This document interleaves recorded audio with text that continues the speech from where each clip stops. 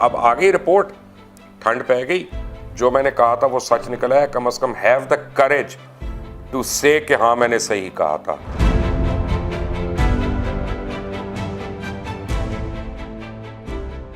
अस्सलाम वालेकुम, मेरा नाम मुबश्शिर लुकमान है। आप देख रहे हैं मुबश्शिर लुकमान यूट्यूब चैनल। और PIA का वो जहाज़, इल फेटेड जहाज़ जो लाहौर से कराची जाते हुए क्रैश हो गया था, उसकी अब तफसीली रिपोर्ट आ गई है और वज़ीर आज़म को सबमिट भी हो गई है। आपने अगर अभी तक इस चैनल को सब्सक्राइब नहीं किया तो प्लीज़ कर लें, बेल आइकॉन को ज़रूर प्रेस करिएगा ताकि मज़ीद अपडेट्स भी आपको आती रहें। PIA के इस जहाज़ के ऊपर जितने भी मैंने वीडियो लॉग्स किए हैं उसके पहले दिन से लेके गुज़िश्ता 2 हफ्ते पहले तक, तो आप उन सारों को वन आफ्टर द अदर अगर देखते हैं एक बार एक सीक्वेंस में, तो आप देखेंगे कि जो जो रिपोर्ट में लिखा है वही उन वीलॉग्स में आपको पहले बता चुका हूँ। और पहले दिन से मैं कुछ बातें जो कह रहा हूँ वो उसमें हर्फ बहर्फ सही साबित हुई हैं। देखें, इसमें पायलट का तो कसूर है ही है। उसने तो भंड किया, वो हॉट एंड हाई था, तेज़ स्पीड पे आ रहा था, ऊंचा था, उसे कंट्रोल नहीं हुआ, नीचे आ गया। जहाज़ जब रनवे को टच भी हो गया बगैर लैंडिंग गियर के, उसके बाद उसने दोबारा उसको टेक ऑफ करने को, जो भी उस बेचारे ने, अब वो नहीं है यहाँ पे, तो मैं उसके मतलब क्या बातें कहूँ। अल्लाह ताला के पास हिसाब है, अल्लाह ताला जो है आसानियाँ करे उनके लिए, लेकिन और सारों के लिए जो उसमें थे। लेकिन fact of the matter is के ये जाती है सिविल एविएशन के ऊपर सारी बात। अच्छा, अभी इस रिपोर्ट ने दोनों PIA और सिविल एविएशन को जिम्मेदार ठहराया। PIA की तरफ से उसके पायलट और को पायलट उनको जिम्मेदार ठहराया, सिविल एविएशन की तरफ से उनके एयर ट्रैफिक कंट्रोलर्स और सिविल एविएशन के जो इंतज़ामात हैं उनको उन्होंने बराह रास्त इसमें ब्लेम कर दिया कि वो नाकाफ़ी, गलत और इंटरनेशनल SOPs के मुताबिक नहीं है उनके इंतज़ामात जो है। अब हो क्या रहा है, जो मैं इतने अरसे से एक बात कर रहा हूँ कि सिविल एविएशन अथॉरिटी जो है, जब तक उसको नहीं उधेड़ा जाएगा तो ये सब कुछ होता रहेगा। आप देखें कैप्टन सजाद गुल कौन थे? कैप्टन सजाद गुल वो थे जिनको PIA की साइकाइट्रिस्ट ने, डॉक्टर उनेसा ने रिजेक्ट कर दिया था और उन्होंने कहा था he is not fit for flying. और उसके बाद वो बाहर गए और किसी को, मैं एज्यूम कर रहा हूँ अब ये, क्योंकि हो सकता है कि ना दिया हो सकता है उन्होंने वैसे सर्टिफिकेट ले लिया हो, कोई दोस्ती यारी में ले लिया हो या किसी और तरीके से लिया हो। बहरहाल वो एक अपना साइकोलॉजिकल सर्टिफिकेट ले आई क्लियरेंस का, उसकी बिना पर उनको यहाँ पायलट भर्ती कर दिया गया, जबकि PIA की अपनी जो साइकाइट्रिस्ट है उन्होंने उनको रिजेक्ट कर दिया था। और पूरा हो सकता है एक डिपार्टमेंट होता था PIA का।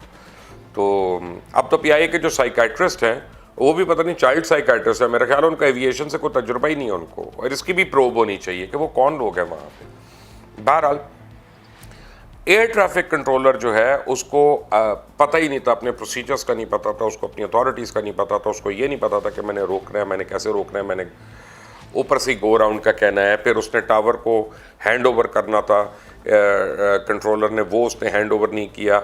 अब इन बहुत उनके रिपीटेड भंड्स थे। फिर उसके बाद क्या हुआ, सबसे बड़ी बात कि जहाज़ टच हो गया, जहाज़ आप समझें किस्म का सेमी क्रैश लैंडिंग उसकी हुई, क्योंकि जब लैंडिंग गियर नहीं खुला हुआ उसी तरह वो टेक ऑफ हो रहा है, इंजन के पुर्जे वुर्जे टूट के रनवे पे आ गए।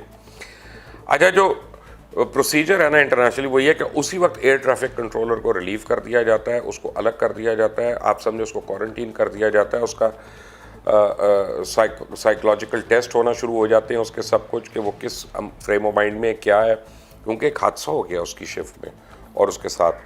और इन्होंने उससे पूरी शिफ्टें करवाई और उसने मज़ीद उसी रनवे को सिविल एविएशन ने क्लियर नहीं किया, वो टूटे हुए पुर्जे उसके ऊपर पड़े रहे, वो एविडेंस जो था वो काफ़ी ख़राब भी हुआ, उसी पे 2 लैंडिंग्स और भी करवा दी।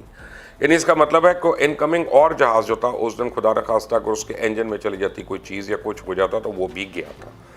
तो अब मुझे तो नहीं पता कि कौन सा पुर्जा कितना बड़ा था या क्या नहीं था या कितना हिस्सा था। मैं तो जो एक प्रोटोकॉल है मैं उसकी बात कर रहा हूँ कि उस रनवे को सील किया जाता है, उसको क्लियर किया जाता है, एविडेंस कलेक्ट की जाती है, दूसरे रनवे को यूज़ किया जाता है meanwhile, and that is how things are done. फिर रेस्क्यू ऑपरेशंस में सिविल एविएशन अथॉरिटी जो है वो टोटल मिसिंग रहा सिविल एविएशन अथॉरिटी। अब वो रिपोर्ट क्या कहती है कि जी उन्होंने कौमी एयरलाइन और सिविल एविएशन अथॉरिटी दोनों को जिम्मेदार करार दिया है और इब्तदाई तहकीकाती रिपोर्ट जो है एयरक्राफ्ट एक्सीडेंट इन्वेस्टिगेशन बोर्ड के सदर उस्मान गनी ने वो वज़ीर आज़म को पेश करवा दी है। रिपोर्ट में कौमी एयरलाइन और सिविल एविएशन को बतदरीज हादसे का जिम्मेदार ठहराया गया और हादसे की रोकथाम में पीआई और सिविल एविएशन का तरीक़ाकार भी नाकाम है।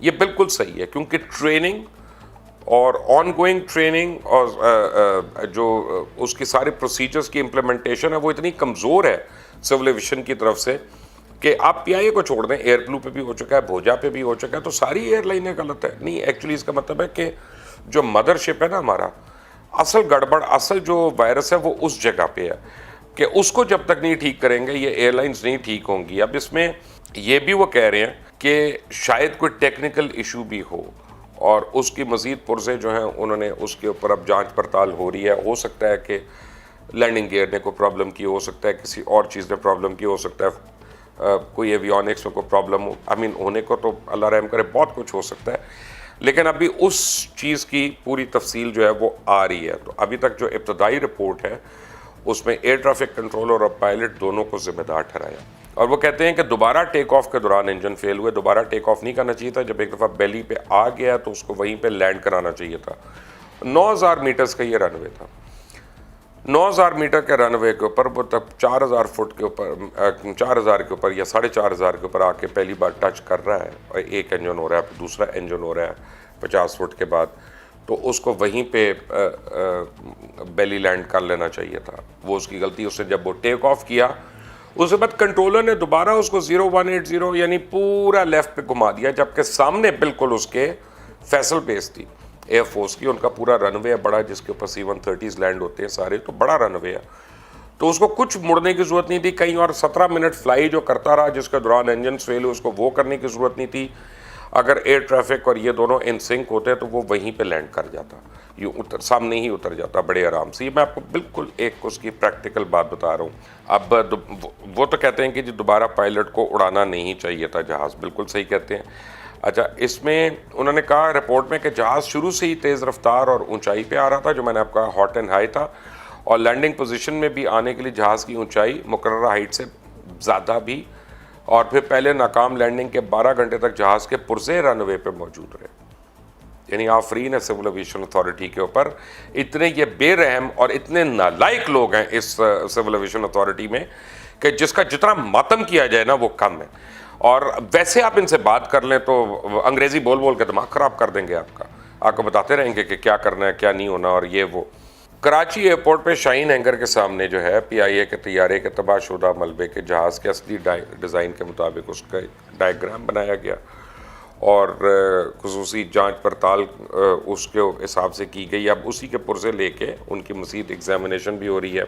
हो क्या रहा है यहाँ पे? हो ये रहा है कि सिविल एविएशन ने पहले ही इस रिपोर्ट के आने से पहले एक अपनी रिपोर्ट दे दी और उन्होंने कह दिया जी पायलट जिम्मेदार है, ताकि वो गोंगलों से मट्टी झाड़ दी उन्होंने। लेकिन इस पूरे हादसे में अगर आप देखते हैं और ख़ास तौर पर रेस्क्यू ऑपरेशंस को अगर आप देखते हैं तो सिविल एविएशन अथॉरिटी की और उनके तमाम अहदेदारों की क्रिमिनल नेग्लिजेंस है। इन सारों पे क्रिमिनल FIRs होनी चाहिए। इन्होंने किसी ज़ख्मी को रेस्क्यू करने की भी कोशिश नहीं की, जो कि इनका प्राइमरी जॉब था वहाँ पे। इन्होंने जब मे डे की कॉल आ गई तो इन्होंने रनवे पे कोई और तैयारी हुई ही भी नहीं थी इनकी कि जिसके ऊपर अगर वो रनवे तक आ भी जाता तो उसको कैसे फैसिलिटेट करना था। वो तो पहले चले बेचारा क्रैश कर गया, लेकिन अगर वो आ भी जाता वहाँ पर तो कैसे करना था। दूसरा, अब इस बात की तहकीकात होनी चाहिए, ये बर्ड हिट्स वगैरह जो हो रही हैं, आए रोज़ जो हो रही हैं, कि सिविल एविएशन अथॉरिटी ने अपनी सारी ज़मीन जो एयरपोर्टों की ज़मीन थी उसको बेच बेच के उस पर घर बनवा दिए जो हज़ारों की तादाद में लाहौर, कराची, इस्लामाबाद हर जगह पे हैं। And it is a nightmare वहाँ पे अगर कोई जहाज़ उड़ा रहा होता है या लेके आ रहा होता है तो ये जो बर्ड हिट है मैं आपको बताऊँ ये पायलट का वर्स्ट नाइटमेयर है कि वो सब कुछ ठीक कर रहा है और सडनली उसके इंजन ही फ्लेम आउट करा देती है ये बर्ड वगैरह जो है। अच्छा, उसके बाद इनके प्रोसीजर्स, इनके प्रोटोकॉल्स, इनकी ट्रेनिंग, इनकी एवेल्यूएशन, ये सब जो है इसमें फुकदान है। और उसकी वजह है कि सिविल एविएशन अथॉरिटी के अंदर जो ऊपर से लोग आए हुए हैं ना, वो ही इस काबिल नहीं है कि वो इस सारी चीज़ों को देखें। कमाल है, वो आके नारे ऐसे मारते रहते हैं कि हमसे ज़्यादा तुम्हें पता है, हमसे ज़्यादा। भाई ये कमर्शियल एविएशन की बात हो रही है, ये कॉम्बैट एविएशन नहीं है। दोनों में ज़मीन आसमान का फ़र्क है, और जिस तरह फिज़िक्स और केमिस्ट्री का फ़र्क है इसी तरह इन दोनों में भी फ़र्क है, और बेइंतहा फ़र्क है। जो आदमी जानता है, जो मैं कमर्शियल एविएशन की बात कर रहा हूँ, कि वो कॉम्बैट एविएशन का जो आदमी है, जब तक वो इसमें आके ट्रेनिंग नहीं लेता, जब तक इसमें अपने आप को एवेल्यूएट नहीं करवाता, जब तक इस पे नए सिरे से वो स्टडी नहीं करता, अपने आप को सिम वगैरह में हर चीज़ में जो भी प्रोसीजर्स हैं उसमें से नहीं गुजरता, तब तक वो केपेबल नहीं होता। अगर वो ये कर ले तो वो ज़रूर केपेबल है, लेकिन एडमिनिस्ट्रेशन का तो पता ही नहीं उसको। भाई उसको वैसे एडमिनिस्ट्रेशन का पता है कि गाड़ी इधर लाइन में लगा दो और वो टाकी मार के उसको साफ कर दो, ये कर दो, लेकिन कमर्शियल एविएशन की जो प्रोसीजर्स हैं, चेक्स हैं, वो कैसे अपना वो करेगा। तो इन सब को सिविल एविएशन के ऊपर के लोगों को निकालना पड़ेगा, तभी पीआईए हो, सरीन हो, एयर इंडस हो, कोई भी एयरलाइन हो, इनके ऊपर भी चेक्स आएंगे। मैं एयरलाइन को बरी ज़बान नहीं कह रहा, लेकिन एयरलाइन का जो कसूर है वो सेकेंडरी कसूर है, सबसे पहले रेगुलेटर का कसूर है। इसके ऊपर मज़ीद मेरी प्रोब जारी है और मैं बहुत कुछ इस पर लाने वाला हूँ और अनकरीब। देखते रहे Mubashar Lukman YouTube channel.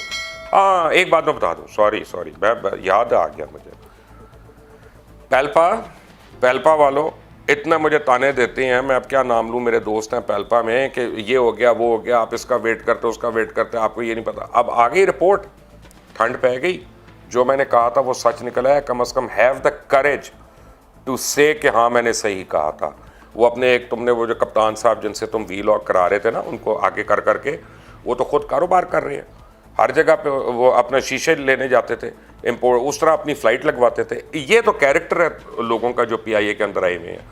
PIA में सिफारिशों पे लोग आए हुए हैं, पीआईए पे पॉलिटिकल बुनियादों पे लोग आए हुए हैं, पीआईए पे इनकॉम्पिटेंट लोग आए हुए हैं, पीआईए पे नॉन क्वालिफाइड लोग आए हुए हैं, पीआईए पे वो लोग आए हैं जो चोर हैं। चोर इसलिए कि जिनकी डिग्रियां नहीं और जाली डिग्रियां ली हुई हैं, चोर इसलिए कि जिनको साइकोलॉजिस्ट कहता है यू आर रिजेक्टेड, वो जाके जाली सर्टिफिकेट्स ले आते हैं या दूसरे सर्टिफिकेट्स ले आते हैं।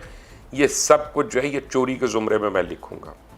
ये फ्लॉ ऑफ कैरेक्टर है and this has to be check. PIA में भी अब बड़ी लेवल पे छांटी करनी पड़ेगी। कैसे शुरू होगी ये आपको एक और वीडियो लॉग में बताऊंगा। अल्लाह हाफ़िज़।